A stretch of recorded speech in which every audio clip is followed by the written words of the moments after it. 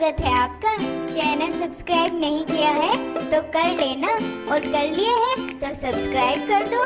घंटी का बटन दबाना बिल्कुल मत भूलना, और जल्दी से नोटबुक लेके बैठ जाओ। साथ साथ नोट्स भी बनाना है, पेपर में अच्छे नंबर लाना है। तो चलो आज के टॉपिक की करते हैं धमाकेदार शुरुआत। हेलो फ्रेंड्स, चलिए बिना देरी किए करते हैं अपने टॉपिक की शुरुआत, जिसका नाम है पुष्पों में परागण।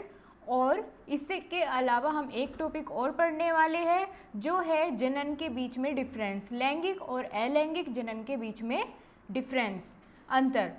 और आज हम ये दोनों टॉपिक बहुत ही अच्छे से क्लियर करने वाले हैं, क्योंकि एग्ज़ाम में मोस्ट रिपीटेड क्वेश्चंस है। इसलिए मैंने आपके लिए इन दोनों टॉपिक की एक साथ ये अलग से वीडियो बनाई है। तो जैसा आप देख रही है, चित्र के माध्यम से मैं आपको समझाऊंगी, ये बिल्कुल क्रिस्टल क्लियर हो जाएगा आपको, ये टॉपिक आप नहीं भूलेंगे। तो सबसे पहले हम जानेंगे परागण है क्या। परागण क्या है, हम सबसे पहले यही जानेंगे। तो चलिए देख लेते हैं। जब किसी पुष्प का परागण निकलकर किसी दूसरे पुष्प या फिर किसी दूसरे पौधे के पुष्प तक पहुंचता है, तो इस क्रिया को परागण कहते हैं। इन्होंने क्या समझाया है कि जब किसी पुष्प का परागकण निकलकर किसी दूसरे पुष्प या फिर किसी दूसरे पौधे के पुष्प तक पहुंचता है, तो इस क्रिया को परागण क्रिया कहते हैं। दोस्तों, ये क्वेश्चन आपके पेपर में 2 नंबर में आ जाता है, इसलिए आप बहुत ध्यान से समझिएगा। और आपको मैं बता दूं कि परागण की प्रक्रियाएं 2 होती है, या फिर आप कह सकते हैं कि परागण की क्रिया 2 विधियों द्वारा होती है। कौन कौन सी? स्वपरागण और परपरागण। तो चलिए एक एक करके जानेंगे स्वपरागण कैसे होता है और परपरागण कैसे होता है। स्वपरागण को इंग्लिश में हम सेल्फ पोलिनेशन कहते हैं। इसमें क्या होता है कि एक पुष्प के परागकण उसी पुष्प के या उसी पौधे के अन्य पुष्प के वर्तिकाग्र पर पहुंचते हैं। यही प्रक्रिया क्या कहलाती है? स्वपरागण। क्योंकि इसमें क्या होता है कि एक ही पुष्प के वर्तिकाग्र पर पहुंचते हैं परागकण। ठीक है, क्या बताया? एक ही पुष्प के परागकण उसी पुष्प के वर्तिकाग्र पर पहुंचते हैं। यही क्रिया होती है स्वपरागण की। आप समझ गए? स्वपरागण किन किन पौधों में होता है? तो वे है सदाबहार, पैंजी, गुलमेहंदी, मूंगफली या खट्टी बूटी। एक बार फिर से समझते हैं स्वपरागण क्या होता है। दोस्तों, इसमें क्या होता है, एक ही पुष्प होता है और उसी पुष्प का या तो एक ही फूल, उसका ही परागकण उसी फूल के वर्तिकाग्र पर गिर जाता है, तो इस प्रक्रिया को स्वपरागण कहते हैं। या फिर इस तरह से भी हो सकता है कि उसी पुष्प का, उसी पौधे के पुष्प का परागकण उसी पौधे के किसी अन्य फूल के वर्तिकाग्र पर गिर जाता है या पहुंच जाता है, तो इस पूरी प्रक्रिया को हम किस नाम से जानते हैं? स्वपरागण क्रिया के नाम से, सेल्फ पोलिनेशन। अब हम देखेंगे कि परपरागण क्या होता है। What is cross pollination? परपरागण को हम किस नाम से जानते हैं अंग्रेजी में? Cross pollination. परपरागण किसे कहते हैं? इसमें एक पुष्प के परागकण उसी जाति के, क्या बताया है? एक पुष्प के परागकण उसी जाति के किसी दूसरे पौधे पर लगे पुष्प के वर्तिकाग्र पर पहुंचते हैं। इस क्रिया को कहते हैं परपरागण, परपरागण। ठीक है दोस्तों, ये बात ध्यान रखने वाली है इसमें। कौन सी? कि उसी पुष्प के, उसी जाति के किसी अन्य पौधे के पुष्प पर परागकण पहुंच जाते हैं, तो इस प्रक्रिया को कहते हैं परपरागण। ये किस किस अब देखते हैं आगे। इसके लिए परागकण को अन्य पुष्प पर पहुंचने के लिए किसी न किसी साधन की आवश्यकता पड़ती है। पहले स्वपरागण में क्या होता था, क्योंकि वो उसी पौधे के पुष्प पर गिरते थे, इसलिए उन्हें किसी साधन की ज़रूरत नहीं होती थी।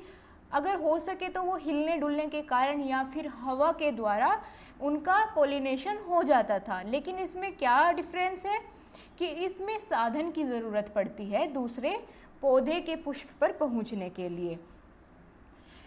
परागकण किन पौधों में होता है ये भी हम जानेंगे। उससे पहले हम देख लेते हैं कि कौन कौन से वे साधन हैं जिनके द्वारा परागकण होता है। तो वे है कीटों के द्वारा, वायु द्वारा, जल द्वारा, पक्षी तथा जंतु के द्वारा।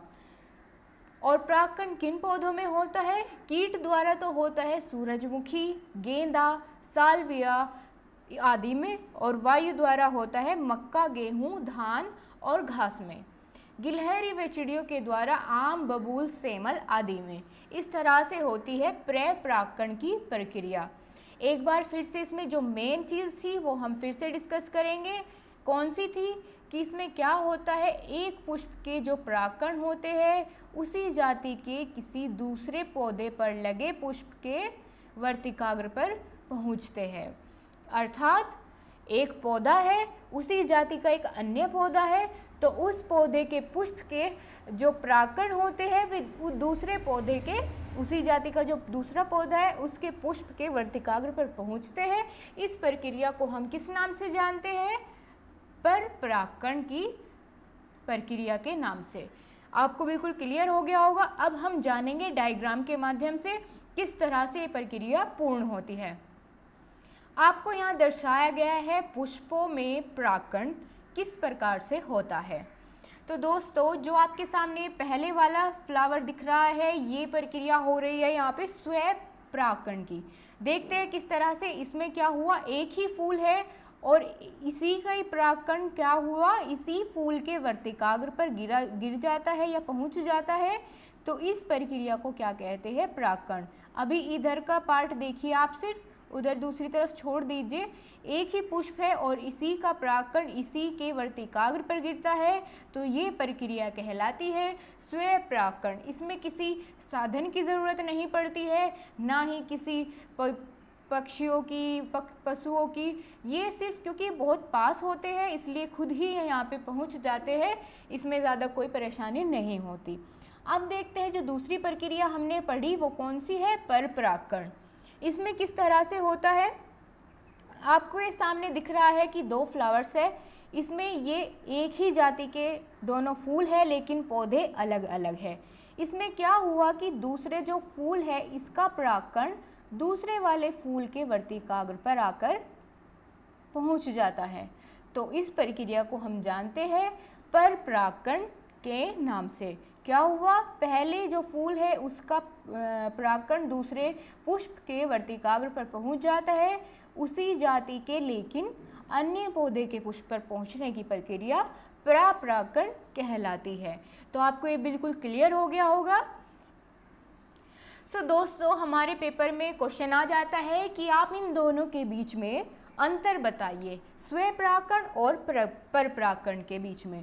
हमने जान लिया कि स्वयं परागकण क्या होता है, परागकण क्या होता है, इनकी प्रक्रिया क्या है, किस तरीके से इनमें पोलिनेशन होता है।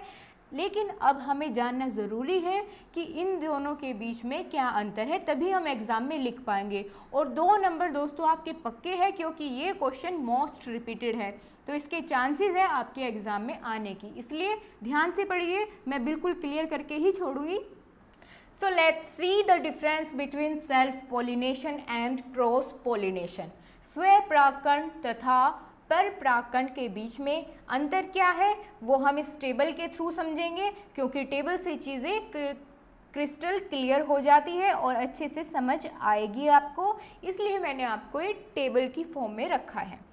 ओके, सबसे पहला अंतर देखते हैं क्या होगा इन दोनों के बीच। स्वयं परागकण में क्या होता है, इसमें एक पुष्प के परागकण अपने ही पुष्प के वर्तिकाग्र पर गिरते हैं। जैसे हमने अभी पीछे वाली पिक्चर में देखा था, एक ही पुष्प के परागकण अपने ही पुष्प के वर्तिकाग्र पर गिरते हैं, तो ये प्रक्रिया है सेल्फ पोलिनेशन की। लेकिन क्रॉस पोलिनेशन में क्या होता है, इसमें एक पुष्प के परागकण अपनी ही जाति के अन्य पुष्प के वर्तिकाग्र पर गिरते हैं। ठीक है दोस्तों, इसमें क्या डिफरेंस था कि इसमें अपने ही पुष्प के वर्तिकाग्र पर परागकण गिरते थे, लेकिन परागकण में अपनी ही जाति के लेकिन अन्य पुष्प के वर्तिकाग्र पर गिरते हैं परागकण। ठीक है दोस्तों, आगे देखते हैं सेकंड पॉइंट क्या डिफरेंस है। इनमें किसी साधन अथवा माध्यम की आवश्यकता नहीं पड़ती, क्योंकि इन्हें बहुत पास में ही जाना होता है, इन्हें किसी साधन की ज़रूरत नहीं होती। लेकिन इसमें साधन एवं माध्यम की आवश्यकता पड़ती है, और वे साधन क्या क्या हो सकते हैं? वायु, जल, कीट पतंगे और पशु पक्षी, ये सब इसके साधन हो सकते हैं क्रॉस पोलिनेशन के। लेकिन सेल्फ पोलिनेशन में किसी भी मीडियम की ज़रूरत नहीं पड़ती है। आगे देखते हैं थर्ड पॉइंट क्या है कि यह क्रिया केवल द्विलिंगी पुष्पों में ही संभव है, जिनमें नर एवं मादा पुष्पांग दोनों पाए जाते हैं, उन्हीं पुष्पों में ये क्रिया संभव है। लेकिन यहाँ देखते हैं यह क्रिया एक लिंगी तथा द्विलिंगी दोनों प्रकार के पुष्पों में होती है। समझ गए आप? आगे देखते हैं चौथा डिफरेंस इनके बीच क्या है कि इसमें पुष्प छोटा होता है तथा पुष्प के लिए रंग, सुगंध तथा मकरंद की आवश्यकता नहीं होती। ठीक है दोस्तों, क्योंकि इन्हें मीडियम की ज़रूरत नहीं होती, इन्हें अट्रैक्ट करने की, दूसरे कीट पतंगों को अट्रैक्ट करने की ज़रूरत नहीं होती, इसलिए इनका कलर इतना कोई खास चमकीला, भड़कीला या आकर्षक नहीं होता है। लेकिन जो परपरागण वाली प्रक्रिया वाले पौधे होते हैं, इसमें क्या होता है कि पुष्प बड़ा होता है एक तो, तथा कीटों को आकर्षित करने के लिए उनका रंग चमकीला, भड़कीला, रंगीन, सुगंधित मकरंद का होना आवश्यक है। तभी तो कीट पतंगे उस पर आके बैठेंगे और फिर वहाँ से उड़ के दूसरे फूल पर जाएंगे, तो वे अपने साथ क्या लेकर चले जाते हैं? परागकण लेके चले जाते हैं, और जहाँ दूसरे पुष्प पर बैठेंगे वहाँ पर उसके वर्तिकाग्र पर वे परागकण छोड़ देते हैं। तो ये पूरी प्रक्रिया थी कहीं की स्वपरागकण और परपरागकण के बीच में अंतर की। आपको ये बिल्कुल समझ आ गया होगा। अब हम दूसरा टॉपिक देखते हैं, जो मैंने आपको वीडियो के स्टार्टिंग में बताया था कि जनन की जो दो प्रक्रिया होती है, अलैंगिक और लैंगिक जनन, उन दोनों के बीच में डिफरेंस एग्जाम में कई बार पूछा गया है, तो हम एक भी नंबर अपने हाथ से जाने नहीं देंगे, इसलिए उसको भी चलिए क्लियर करते हैं। दोस्तों, मैंने सिर्फ आपको इसमें डिफरेंस ही नहीं बताया था, बल्कि इनके कौन कौन सी और विधि होती है अलैंगिक जनन की, वे मैंने आपको पहली वीडियो में कंप्लीट कर दी है।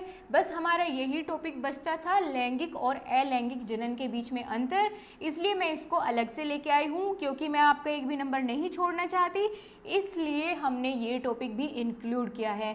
तो चलिए देखते हैं एसेक्सुअल एंड सेक्सुअल रिप्रोडक्शन के बीच क्या डिफरेंस है। सबसे पहला है, इस प्रकार के प्रजनन में केवल एक ही जनक भाग लेता है। इसमें एक जनक की आवश्यकता होती है। ठीक है दोस्तों, कौन से में? अलैंगिक जनन में। लेकिन लैंगिक जनन में क्या होता है? प्रजनन में प्राय दो जनक भाग लेते हैं। कितने? दो जनक का होना आवश्यक है, दो जनक भाग लेते हैं, लेकिन इसमें क्या होता है? अलैंगिक में एक जनक भाग लेता है। ठीक है दोस्तों, अगला डिफरेंस देखते हैं। इसमें क्या होता है? लैंगिक जनन में युग्मकों का निर्माण व संलयन नहीं होता। क्या नहीं होता? युग्मकों का निर्माण नहीं होता। लेकिन लैंगिक जनन में क्या होता है? युग्मकों का निर्माण होता है और संलयन भी होता है। ठीक है फ्रेंड्स, अगला डिफरेंस देखते हैं। केवल समसूत्री विभाजन होता है अलैंगिक जनन में।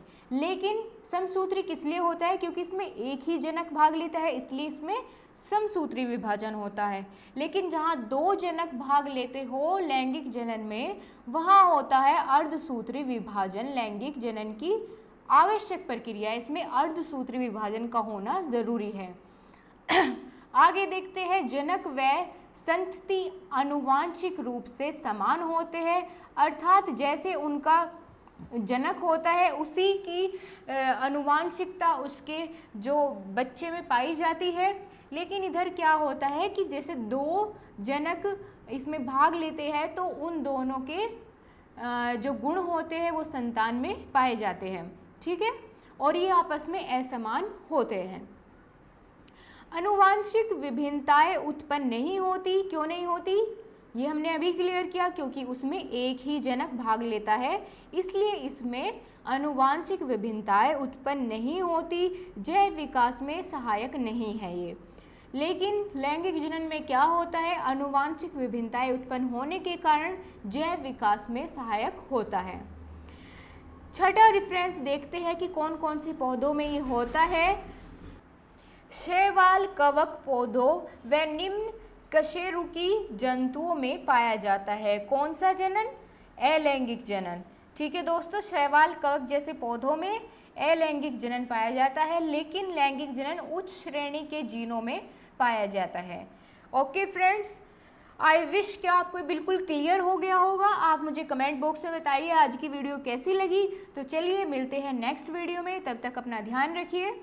आशा करती हूँ आपको बहुत अच्छे से सब कुछ समझ आया होगा। दोस्तों, अगर कोई भी पॉइंट आपको नहीं समझ आया है तो कमेंट बॉक्स में ज़रूर लिख भेजिए, और अगर आपके कोई भी सुझाव है तो हमारे साथ ज़रूर शेयर करिएगा। और हमारे टेलीग्राम का ग्रुप नीचे डिस्क्रिप्शन में मिलेगा, आप उसको ज्वाइन कर लेना। और फिर अगर आपकी कोई क्वेरी रहती है, मैं आपको अगली वीडियो में उसे ज़रूर एक्सप्लेन करूँगी। थैंक यू, अपना ध्यान रखिए, खुश रहिए।